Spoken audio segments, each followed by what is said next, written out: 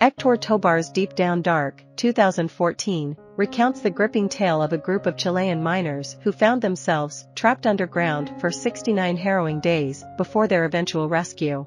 Rather than individually sharing their stories, the miners collectively collaborated with Tobar to construct a comprehensive narrative of their extraordinary experiences. The book takes readers through the chronological sequence of events during the miners' ordeal, divided into 3 parts: the initial 17 days of darkness and hunger before their location was known, the subsequent 52 days of imprisonment underground prior to their rescue, and the aftermath of emerging into the media frenzy that surrounded them. The story begins on August 5, 2010, the day of the San Jose mine collapse. While the mine is situated near Copiapó in the Atacama Desert, the miners hail from various parts of the country, traveling to work at the mine for 7-day shifts, toiling 12 hours a day before returning home for a break. Despite long-standing safety concerns associated with this particular mine, the job's higher wages compared to other employment opportunities attract a steady stream of workers. However, the mine only possesses a single entrance and exit, known as the ramp, with many supposed emergency escape routes poorly maintained and ill-equipped. As the 33 men descend into the mine, Tobar introduces them, providing glimpses into their backgrounds and circumstances. The book avoids idealizing the miners as natural heroes, instead highlighting their flaws, such as infidelity and aggressiveness. During the middle of their shift, amidst ominous rumblings within the mountain, a colossal rock mass measuring 550 feet in height and weighing 770,000 tons crashes down onto the ramp. In adherence to the mine's strict rule of never venturing alone, the men are scattered in small groups throughout the cave system when the catastrophic event occurs. The crypt phase of the disaster begins as the men find themselves entombed in near-total darkness. Each reacts differently to the dire situation.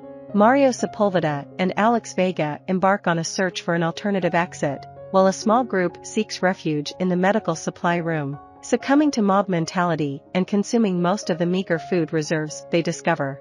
Throughout the book, the narrative alternates between the events unfolding underground and those transpiring above ground, where time seems to move surprisingly and shockingly slowly.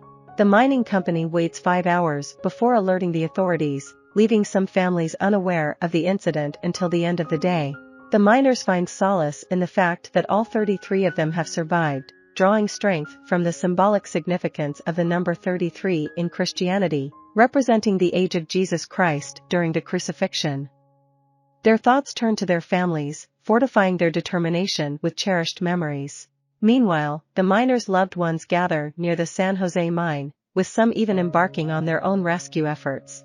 However, the extensive damage to the ramp renders any circumvention impossible, leaving rescuers unable to descend into the subterranean depths.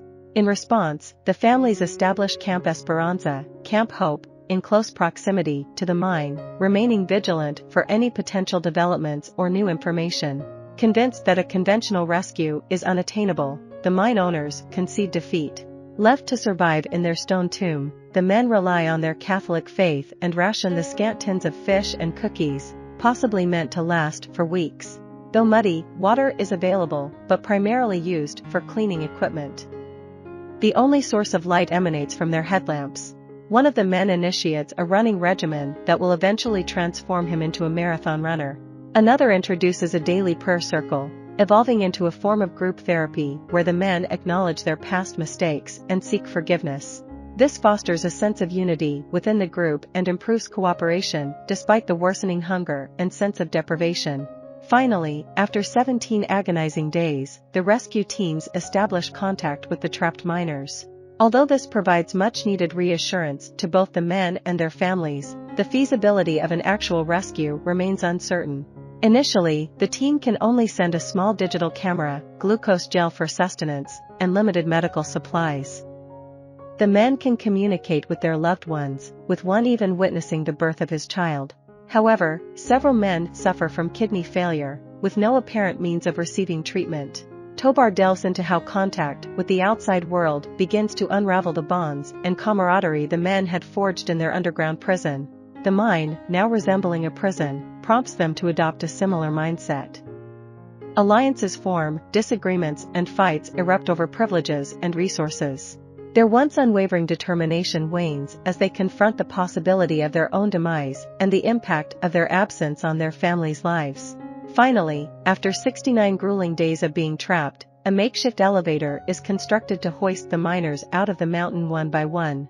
The book highlights the disparity between how the media portrays this event as an exclusively positive and triumphant ending to a nightmare, and the complex reality experienced by the men as survivors of a profound trauma. Navigating newfound celebrity status while grappling with post-traumatic stress disorder, PTSD, presents a daunting transition. Each man copes with their experiences differently. Some keep their memories private, while others attempt to document their impressions of the mine's interior. Some drift apart from the group, while others engage with their fellow survivors, albeit often leading to disputes over the division of post-rescue success.